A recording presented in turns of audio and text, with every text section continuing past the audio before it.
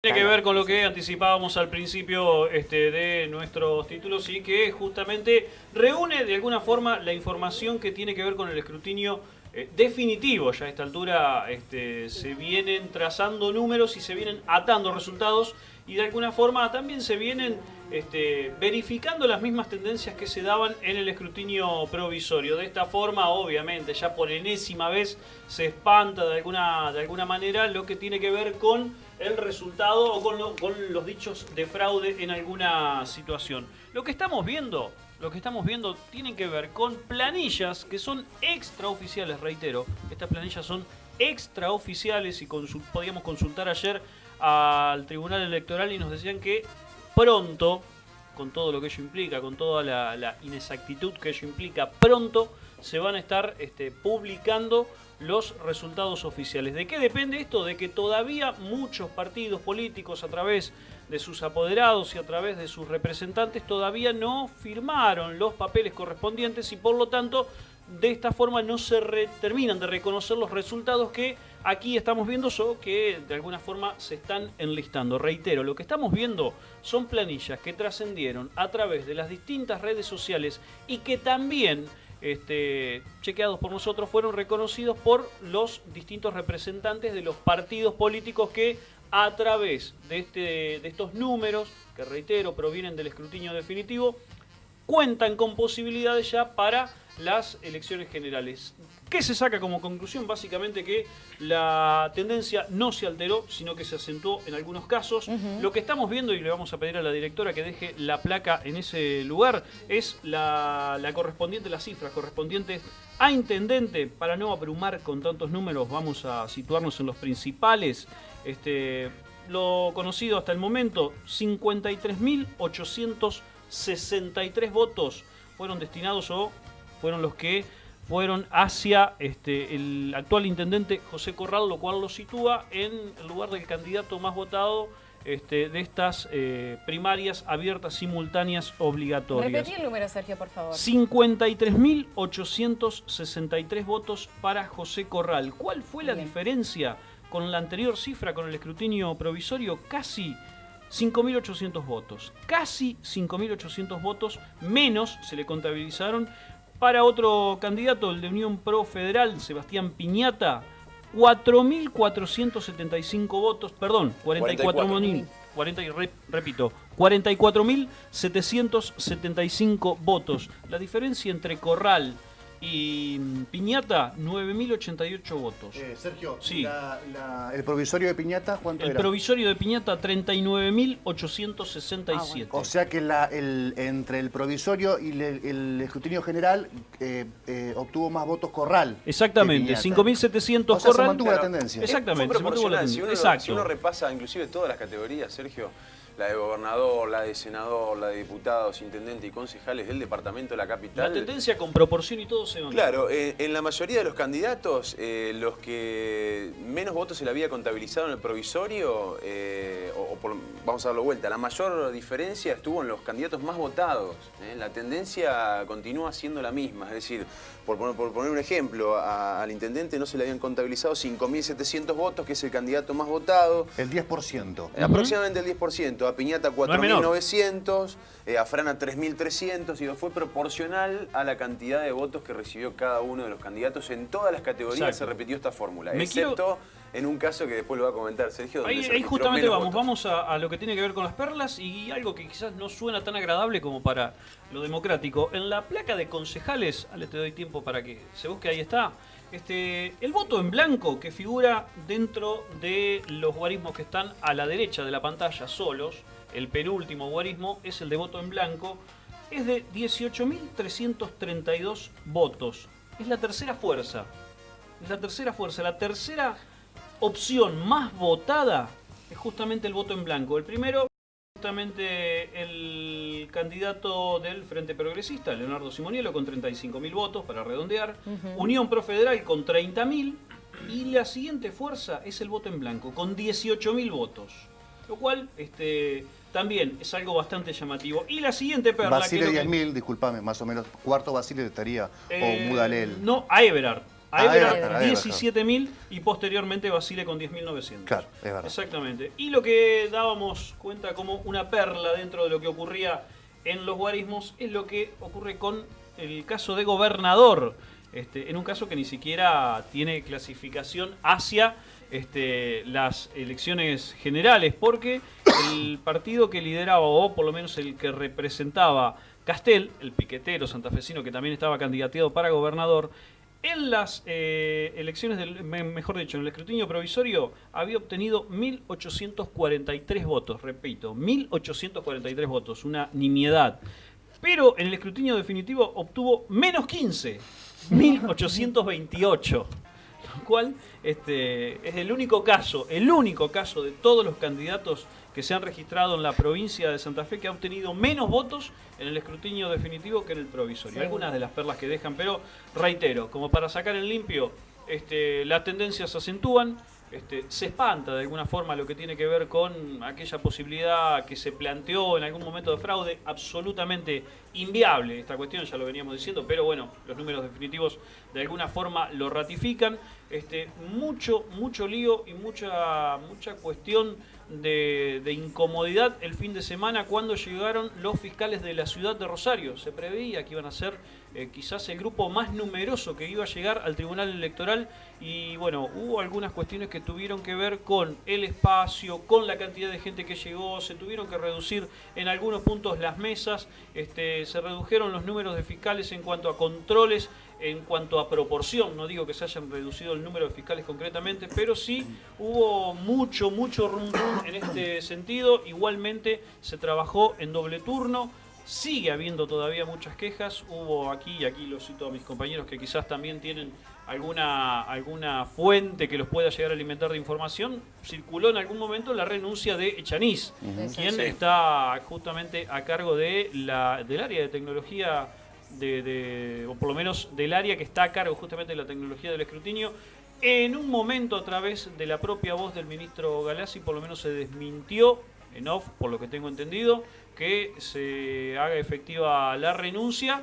Pero hoy por la mañana, en un diálogo con una emisora M, con LT10, Galassi dijo que no podía decir o publicar decisiones que vaya a tomar el gobernador en un reportaje. No salió a decir de alguna forma se va a quedar o se va a ir. No dio a entender absolutamente nada más que eso. Bueno, quien había salido a hablar y quien de alguna manera hizo rodar este rumor de la renuncia de Javier Echaniz fue el propio Emilio Jatón, candidato a senador. A través de FMSol. Claro, a través de FMSol, en una entrevista que le realizaron por la mañana, lo tiró como primicia. Dijo, y les dejo una primicia. Está la renuncia de Javier Echaniz. Y bueno, lo cual, por supuesto, despertó la consulta inmediata sobre esta situación, pero bueno, hoy fue justamente el propio Galassi quien de alguna manera desterró, al menos por ahora, este tipo de situación o este tipo de cambio dentro del Tribunal Electoral, pero lo que sí solicitó y de alguna manera se mostró auspicioso a que suceda esto es la presencia de veedores internacionales para las próximas elecciones del 14 de junio. Y acá abro la posibilidad de que podamos opinar todos. ¿Va a generar esto mayor transparencia en las elecciones? Y también ahora yo me pregunto, por parte también de cuestiones que han sucedido en Capital Federal, respecto de la página web, los sistemas informáticos, la demora en las comunicaciones y demás, a partir de las PASO en Capital Federal. ¿Cómo se vuelve atrás después de una denuncia de fraude? Bueno, en principio yo quiero recordar lo que charlábamos anoche con Abelino Lago, que fue hasta hace poco secretario electoral de la provincia de Santa Fe. Él descartaba también de plano la posibilidad de un fraude en la provincia, pero sí, digamos, refrendaba esta hipótesis de que hubo desprolijidades graves en el escrutinio, no solamente con la carga de datos en la página web respecto al escrutinio provisorio. Recordemos que aquí también lo que se ponen en discusión dos cosas. En principio, el programa que permitió confundir a la gente respecto a las mesas informadas y a las mesas escrutadas, esto ya se habló mucho y profusamente en la semana, pero también sobre los telegramas, esos 800 mesas que no habían sido informadas debidamente, con telegramas que son instrumentos públicos. Imagínense ustedes si estos telegramas están falseados, están mal confeccionados o lo que sea, estamos hablando de 200.000 votos, posiblemente, esto ya no va a pasar, pero 200.000 votos que bien pudieron estar sesgados respecto a la voluntad de quien los emitió y quien los puso en la urna. Esto no es cualquier cosa, esto no es un dato menor, por lo cual hay que tenerlo en cuenta para la próxima. ¿Saben quiénes integraban la comisión de escrutinio provisorio? No. ¿Quién? Galassi y Echaniz. Galassi se exime porque es candidato y queda Echaniz al cargo de la comisión de escrutinio provisorio representando a la provincia de Santa Fe. Echaniz es el gran responsable de dos cuestiones. De no haber visto tal vez que este error, este diagrama, este diseño de la página web podía generar confusiones.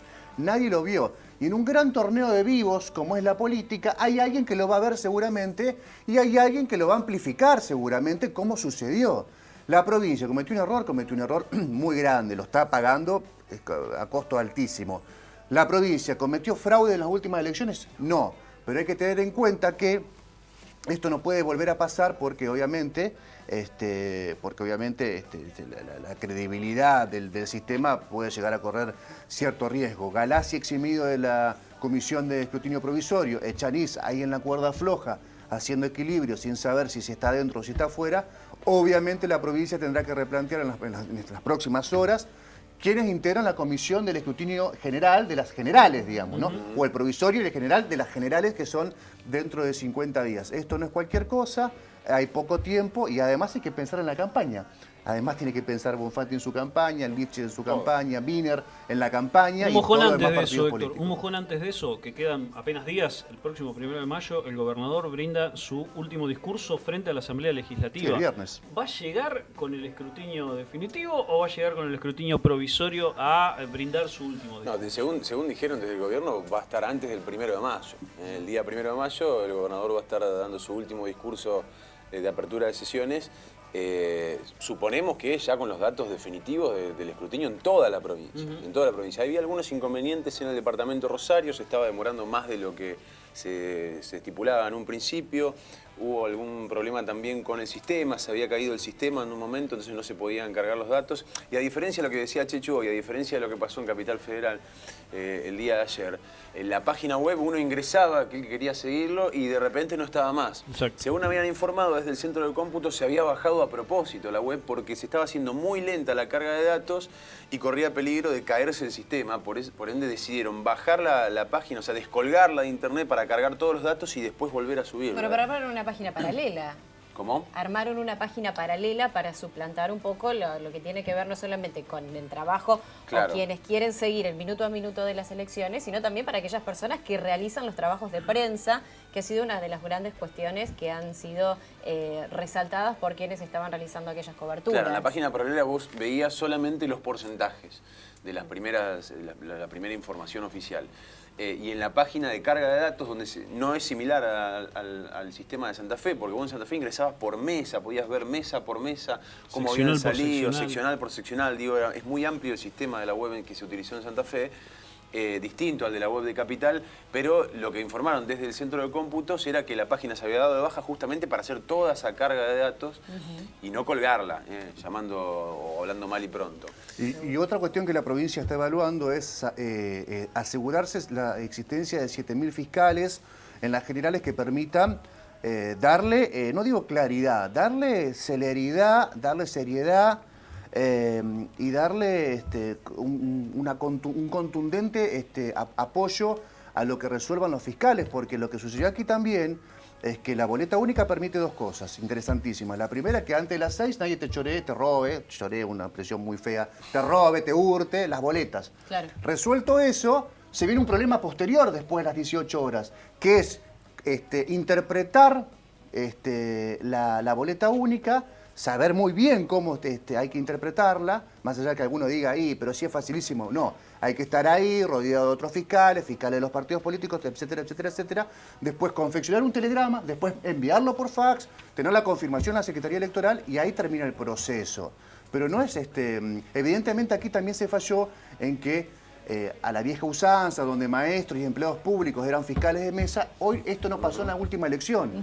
La gran complicación que hubo en esta última elección es esto que estamos mencionando ahora, que los 7.000 fiscales de mesa, jefes de fiscales de mesa, no estuvieron garantizados y ahí hubo un problema, un ruido en el medio que generó, además, la otra confusión en la página de la carga de los datos, en la página web, la confusión de los telegramas, que insisto, es un instrumento público, no es cualquier cosa, no es mandar una esquelita por mail, un mensajito de texto, es un instrumento público. Si ese instrumento público está viciado, se cae todo el resultado de una mesa y esto puede ser gravísimo, esto para tenerlo en cuenta también para la próxima. Ya que mencionás el tema de la boleta única, desde alguna fuerza se está pidiendo que vuelva el casillero del voto en blanco, que yo recuerdo, creo que Héctor lo planteaba en algún programa con Catalín, que es lo que se planteaba, y no es tendencioso de alguna forma que no esté, con Rondina, es verdad, que no esté el casillero de voto en blanco, digo, no es, a lo mejor no se le empuja al votante a sí o sí ponerle una crucecita a alguno de los candidatos. Bueno, ese planteo se lo hicieron también algunas fuerzas, piden que para las generales sea incluido nuevamente el voto,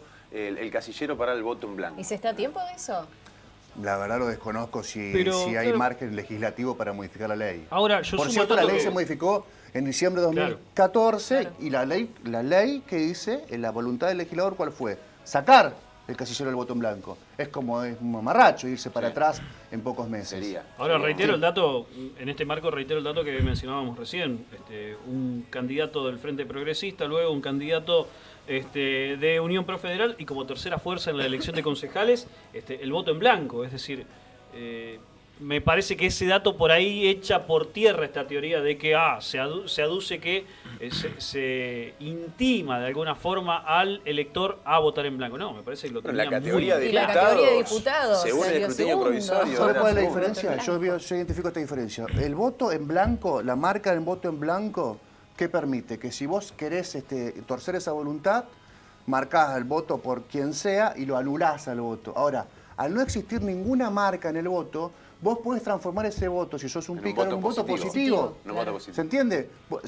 La diferencia es que un voto es impugnado porque tendría dos marquitas y en otro caso que se transforma cuenta. una voluntad de no votar por nadie en votar por alguien truchamente, digamos, porque Claro. alguien ahí llegó con la lapicera y lo marcó. Por eso insisto, no todos los partidos políticos tienen fiscales en todas las mesas.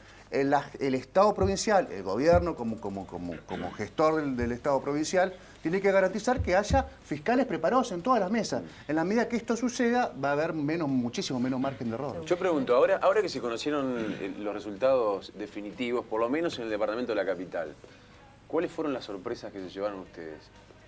¿Hubo alguna sorpresa más allá No. de la del provisorio? Perotti, No, pero no, muy buena ¿no? elección de Perotti en el departamento de la capital. Creo que 60.000 votos y no me olvido, Ya te digo. no Sí. recuerdo mal. Me impresionó mucho. Creo que ese es el techo de Perotti también. 60.809. 60.809. Sí, hay que ver cómo se analiza, Creo si es que el techo o el piso. Yo creo que es el techo, pero bueno, ese techo es muy grande y permite tener un gran plafón también para el PJ. Sí, en el miento. futuro. Me había quedado con un dato en el tintero. Realmente la cifra en el departamento, la capital, esto lo remarco porque es justamente de lo que estamos hablando y quizás alguien que llegue tarde a lo que estoy diciendo se come una curva, como dice Rodrigo Villarreal. Pero la diferencia entre Lifchip y Barletta en el departamento de la capital fue realmente abismal. Impresionante. 51.000 votos para Barletta, 51.000 votos para Barletta y 29.600 para Lifchip. Una diferencia abismal. Las categorías que estarían definidas, reiteramos, estas son planillas no oficiales, que además de por lo que decía Sergio, faltan firmas, el escrutinio definitivo se va a dar a conocer cuando termine de escrutar toda la Todo, provincia. claro. No es que se va a dar por parte, no, cuando termine de escrutar toda la provincia se van a conocer estos números oficializados. De todas formas, uno podría ya leer que, por lo menos en la categoría intendente en la ciudad de Santa Fe, igual que concejales, ya está cerrada, porque digo, se terminó de escrutar la ciudad de Santa Fe. A mí lo que me llamó la atención es que se acrecentó un poquito más la diferencia Entre Corral, y Piñata. y además vean esto, Corral más Farías, o sea, la interna del Frente Progresista Cívico y Social, Que en esos votos, en gran parte puede ser transferible. sumado, en gran parte seguramente será transferible, sumado los 9.200 votos de Farías a los 53.800 votos de José Corral, llega al 20%, 20,8%. Un intendente de la ciudad de Santa Fe, con todo lo que esto significa, el oficialismo municipal, sacó solamente una adhesión del 20% de los votos en las PASO. Esto quiere decir que el 80% del resto de los votantes no apoya la gestión del intendente. Y esto es un dato político que si uno se lo pone a leer, por lo menos remarca algo, dice algo, y yo creo que también viendo la elección que hizo Frana y la elección que hizo Piñata, digo, la oposición supera ampliamente en cantidad de votos al oficialismo. Yo no lo veo tan así. Para Cristina tuvo 54% de los votos en la última elección, y tal vez te une más el espanto y no el amor, Claro. digamos, por el opositor en ese momento. Néstor Kirchner fue con 22%. O Néstor, digamos, probablemente hay mucha estrategia también en la interna de los partidos políticos. Yo no sé si a Corral el resto de la población está en desacuerdo con su gestión. Probablemente hay alguien que diga el mal menor termine siendo Corral y lo termine votando Corral. No, seguramente el voto en las generales puede llegar a cambiar. Pasa pero siempre, no es un digamos. dato menor, Héctor. No, no es un dato No menor. es un dato menor. El intendente de la ciudad de Santa Fe logra menos del 20% de adhesión. Sin campaña. Sí, Sin campaña, Es eso hay que relativo decirlo. también el sin campaña, porque yo creo que el oficialismo en todos los casos siempre tiene la ventaja de contar con los medios de comunicación de alguna forma, con la pauta oficial, etcétera, que de alguna manera, no es campaña directa, pero sí se pone la temática que el gobierno quiere en la mesa de discusión de, en este caso, los santafesinos. Sumo un dato que puja con lo que dice Juan y en este caso, pero que me parece que va de la mano. Es el intendente en ejercicio que obtiene apenas el 20% de adhesión, pero a su vez es el candidato más votado. Es decir, Claro, no hay un Claro, candidato claro, que exactamente. supere puede esos llegar a números. oponérsele en este sentido. Es bastante contradictoria la dinámica que adquiere la elección en ese sentido.